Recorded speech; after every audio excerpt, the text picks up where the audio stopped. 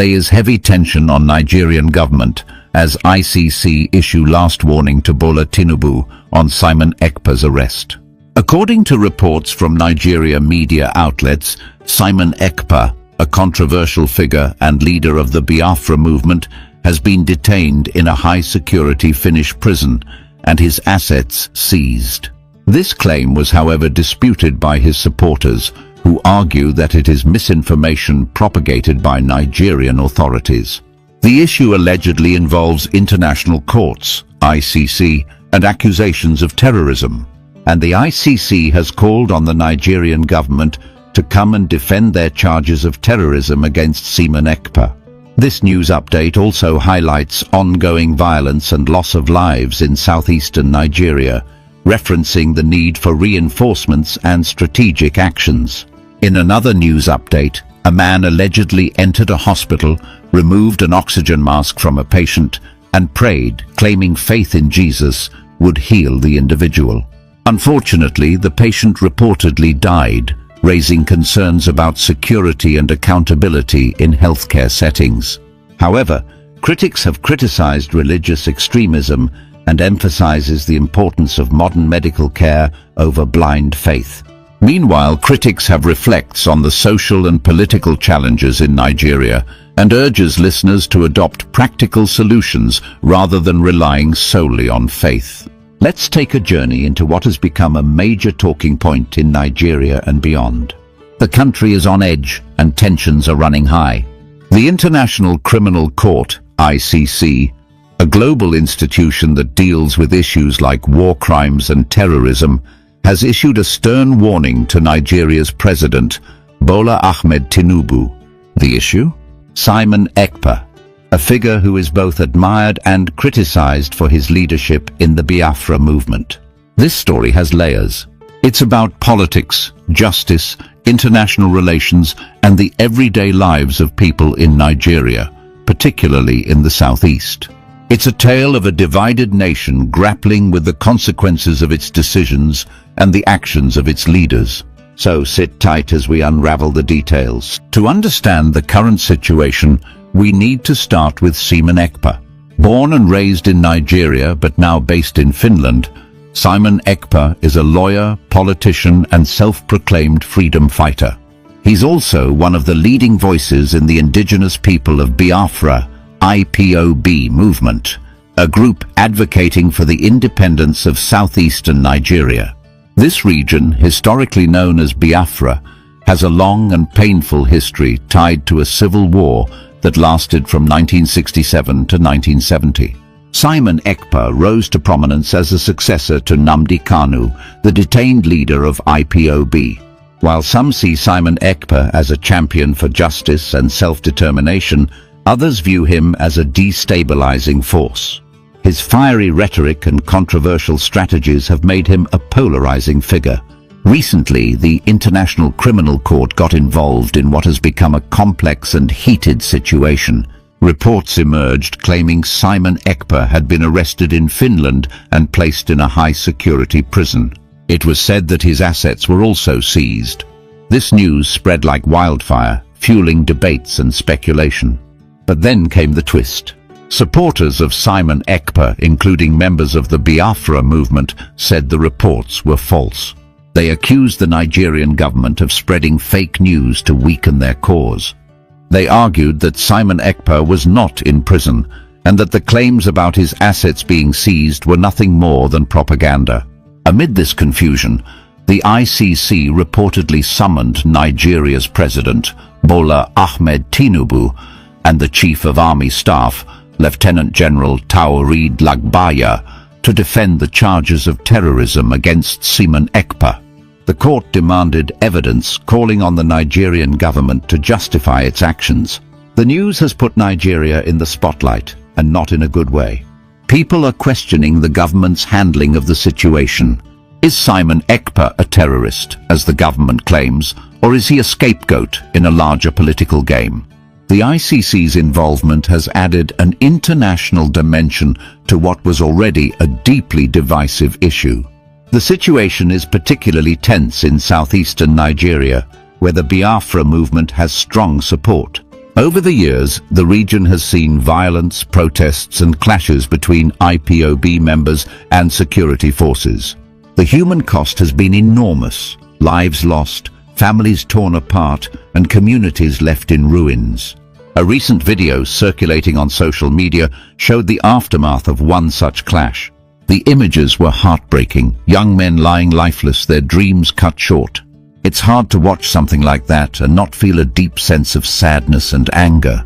People are asking, how did we get here? And more importantly, how do we move forward? While the political drama unfolds, another story has captured attention, and it's just as troubling. Imagine this: a man walks into a hospital. In one of the wards, a patient is struggling to breathe, relying on an oxygen mask to stay alive. The man, driven by his faith, removes the oxygen mask. He believes that prayer alone will heal the patient. The man starts praying, declaring that Jesus will perform a miracle.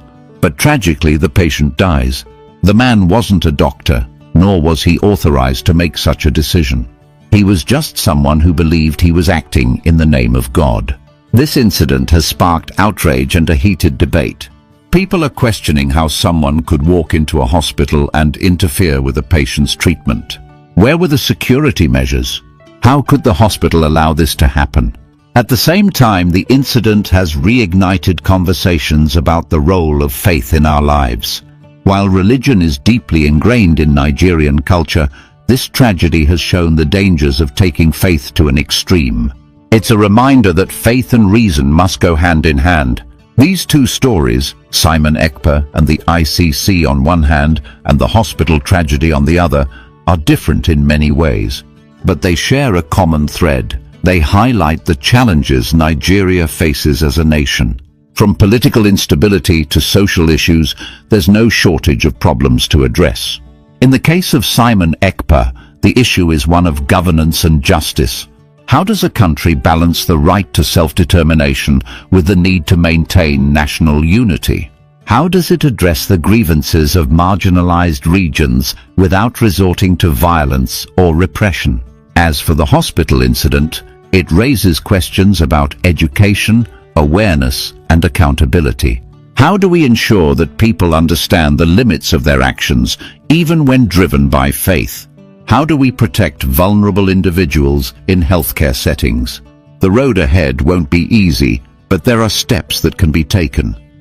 For starters, there needs to be more transparency in the case of SIEMON EKPA. If the Nigerian government has evidence against him, it should present it openly. At the same time, the ICC must ensure a fair and impartial process. Justice cannot be one-sided. In southeastern Nigeria, efforts must be made to address the root causes of discontent. This includes tackling poverty, creating jobs, and ensuring that people feel heard and valued. Violence is not the answer, and neither is neglect. On the social front, there's a need for greater awareness and education. People need to understand that while faith is important, it should not come at the expense of common sense or science. Hospitals and other institutions must also put measures in place to prevent such tragedies from happening again. Nigeria is at a crossroads. The stories of SIEMON EKPA and the hospital tragedy are just two examples of the challenges the country faces. But they also serve as reminders of what's at stake. Behind every headline, there are real people, families grieving their loved ones, communities struggling to rebuild, and a nation yearning for peace and progress. As we watch these events unfold, let's remember that change starts with each of us. Whether it's holding leaders accountable, educating ourselves and others, or simply treating one another with kindness and respect, every action counts. Because at the end of the day, we're all in this together. These stories aren't just isolated incidents. They're part of a larger narrative about the challenges Nigeria faces as it strives to balance its rich cultural diversity, political complexity, and economic potential. Let's dig deeper into what this means for the country and its people. SIEMON EKPA's story is emblematic of a much larger struggle. The Biafra movement he represents isn't new. It's a legacy of the Nigerian Civil War, often referred to as the Biafran War, that ended over 5 decades ago. While the war officially ended in 1970, the wounds it left behind have yet to heal completely. For many in southeastern Nigeria, the dream of Biafra is a symbol of hope, resistance, and self-determination. However, for the Nigerian government, it represents a threat to the unity of the country. The conflict between these two perspectives has created a tense and often violent situation. The International Criminal Court stepping in adds another layer of complexity. The ICC's involvement signals that the issue has caught global attention, but it also raises questions. Can international justice truly address the grievances of the Biafran people, or will it further complicate an already delicate situation? This brings us to Nigeria's leadership. President Bola Ahmed Tinubu and his administration are under immense pressure. The ICC's warning is not just a legal issue, it's a test of the government's credibility and its ability to manage crises. In situations like this, strong and transparent leadership is crucial. The Nigerian government needs to show that it's committed to justice, not just for SIEMON EKPA, but for all citizens. That means addressing the root causes of unrest in southeastern Nigeria and ensuring that every Nigerian, regardless of their background, feels like a valued member of the nation. On the other side of the spectrum, the hospital incident involving the removal of the oxygen mask sheds light on another critical issue: the intersection of faith and reason. Good evening, my wonderful brothers and sisters. I heard the news that Sahara Reporter is reporting that SIEMON EKPA has been taken to one of the most secured prisons in Finland, which is a bloody lie. I came here to debunk that lie again, that Nigerians know what they're doing. They are avoiding to come to the ICC. What they are doing is to disorganize our mind. In their mind, they know we are now strongly united. They thought by doing all these, they are playing all these their games, we will be divided. Don't be divided, be strong. And our men on ground, what they are trying to do is for you people to give up. Don't give up. Fight them ruthlessly. Anywhere you see them in our land, anywhere, fight them ruthlessly. They are evil. Look at what they are saying today, that the Finnish authority has seized SIEMON EKPA's assets. What asset does SIEMON EKPA has? Where? They don't know what is coming. If they do, they will stop this, their propaganda. Be strong. Know that we are fighting these people that are very confused. They are sued in ICC. Let them come to ICC to defend themselves. Thank you. Happening right now at the regional hospital Bamenda. A young man just walked into the female ward, remove oxygen from a patient, and then start praying that the oxygen is free. Can you imagine, bro? Are you a pastor? Are you a pastor? So why you move oxygen for patient? Yeah, talk a minute, yeah. Talk no, a minute, yeah. Alright. The Bible says, we are poor because I'm not a Christian. I'm not a Catholic, I'm not a Presbyterian. You're what? I'm a Christian. Are you a pastor? No. So why you move oxygen for patient is key? Yes. I move patient because I trust Jesus. You trust Jesus? Yes. It's okay. Somebody say that he knows him. Who? That guy. He know me. That used to be a kid, he know me. Okay, he's mad. Wait, what I know? Wait. The patient is dying. The patient is dying. Move oxygen for patient. The patient cannot die. Who told you? I know. Is he a patient? I beg, I want you to Not your patient. The patient is not your patient. You just walk in the ward and remove oxygen from the patient's face. Lord of Jesus. And is it for you? that person, this will run social. Bro, that patient, is he your patient? So why remove the oxygen? Go to class, Because you're a Christian. Who sent you? I was the father who sent me to come here. The father. Yes. I said, another man, that's what he no. Uncle, it's just the attempt to behave like that. Okay, now God said me. I give it back. God of Jesus. Greater work shall you do. It's not so much. I said, patient they die already. They're not going to try for the patient back for days or so. Who's I not for the day? They know. Oh, Gino, don't say like that. They don't just move people. It's not normal. I've not seen anything before in my life. This man don't walk into the world and remove oxygen from a patient. I said that God sent him. Wonderful. The patient is not even his patient. He's dead. He's dying.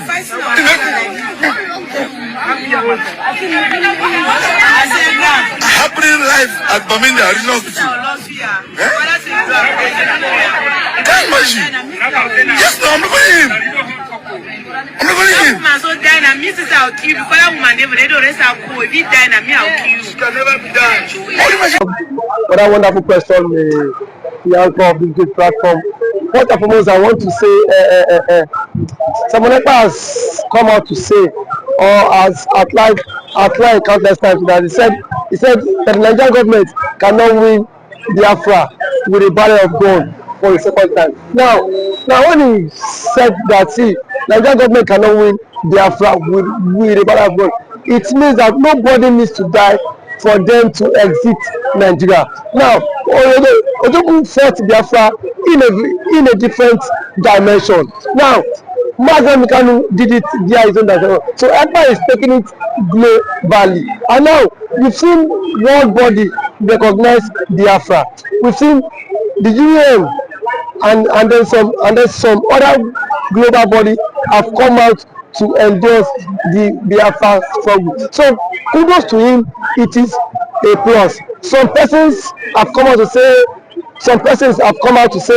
that SIEMON EKPA should be discredited, the likes of and that of the southeastern governors. But my question is that you said SIEMON EKPA should not be taken serious. Then who should be taken serious?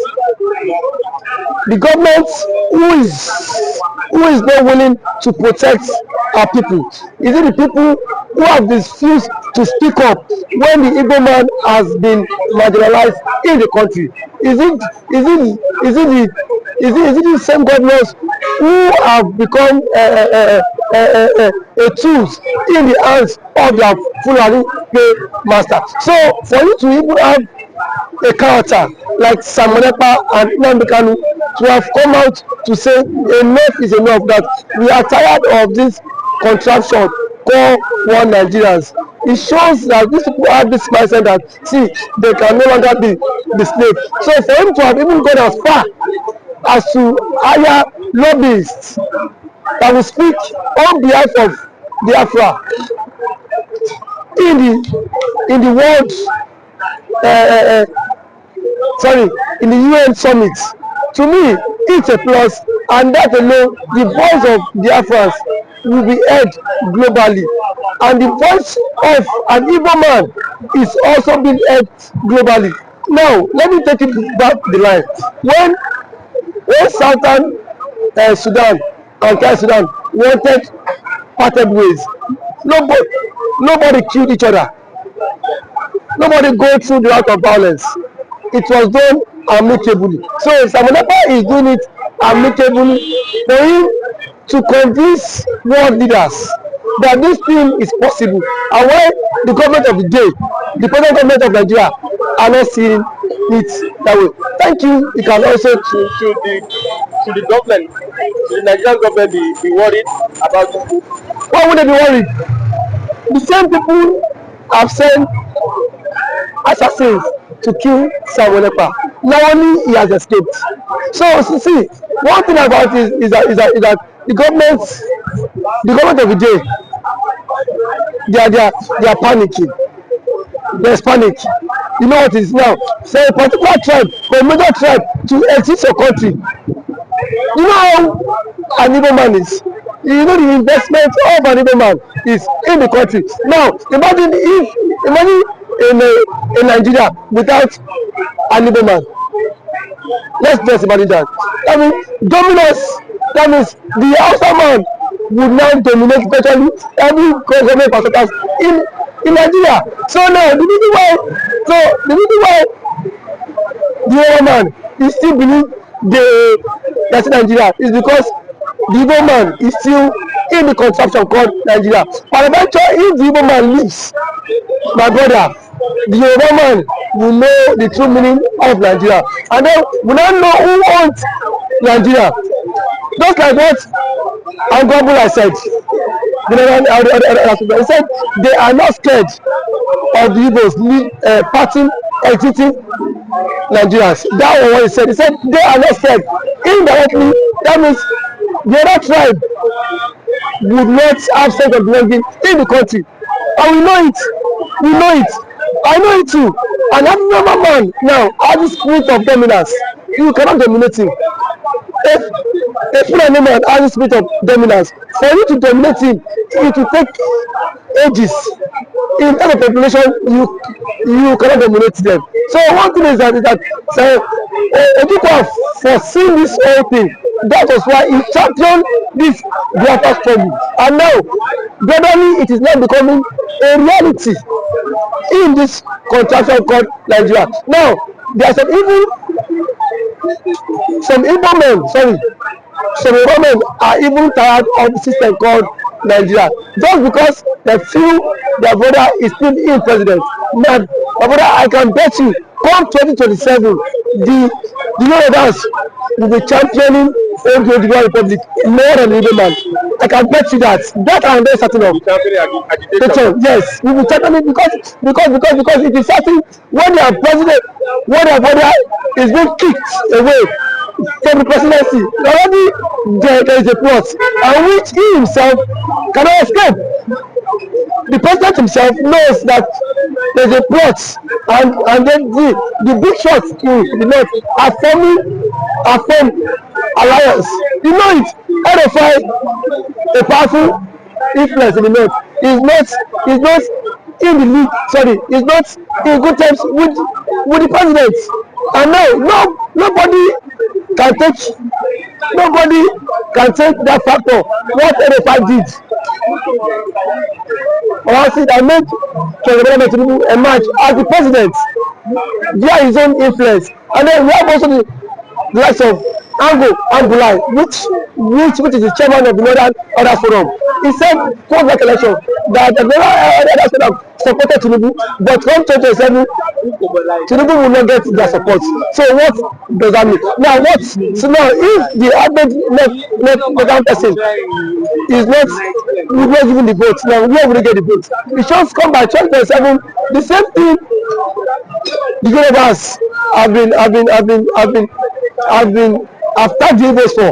Now they will be the master mind of it, because I can bet you by 2027 Yoruba will stop. And that's the slogan that will continue to trend, is that we are tired of the country, we want to follow the suit of the Igbo man and exit the country. And then the Igbo man now will not take them, tag them for being unserious, because now that the Igbo man is championing for the exit, we are saying the Igbo man is not serious. There are claims that the Igbo man is not serious, but I can bet you, when the system will not catch up with you, then you will know why the Igbo man has been championing to exit.